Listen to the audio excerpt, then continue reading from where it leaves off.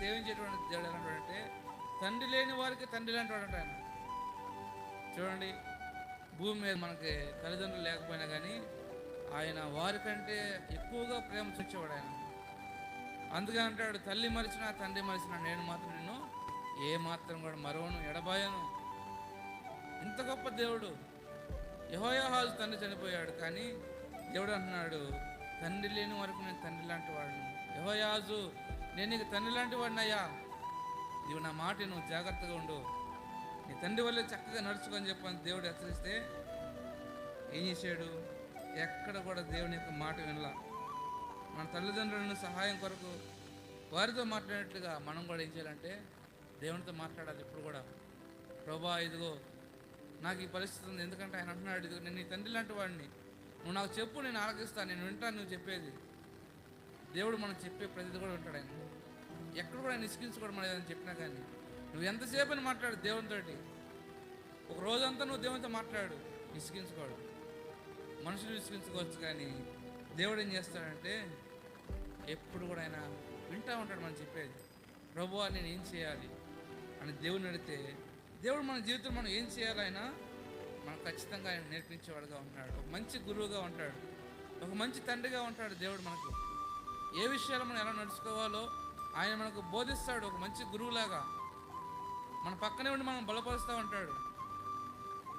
ఎప్పుడంటే మనం అన్ని విషయాల్లో దేవునితో మాట్లాడుతూ ఉన్నప్పుడు, లేచిన కాడ నుంచి పడుకున్నంత వరకు కూడా ప్రతి విషయంలో మనం దేవునితో మాట్లాడుకుంటూ ఉండాలి. ప్రభా ఇదిగో నేను ఇక్కడ పలానా చోటకి వెళ్తున్నాను, నాకు మంచి ఒక ఆలోచన ఇవ్వు, ఇదిగో నేను పలానా పని చేయబోతున్నాను, నాకు ఒక జ్ఞానం ఇవ్వు.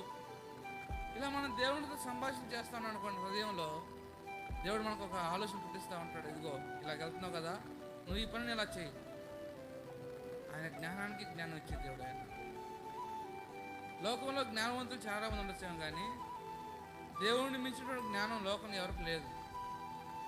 ఆయన అందుకే అంటాడు, జ్ఞానం సిగ్గుపరుచుడు దేవుడు లోకంలో వెర్రివారిని ఏర్పరుచుకున్నాడు. ఆయన లోకంలో ఉన్నత జ్ఞానవంతుల కంటే కూడా దేవుని యొద్దకు వచ్చేటువంటి వెర్రివాడు చాలా శ్రేష్ఠుడు.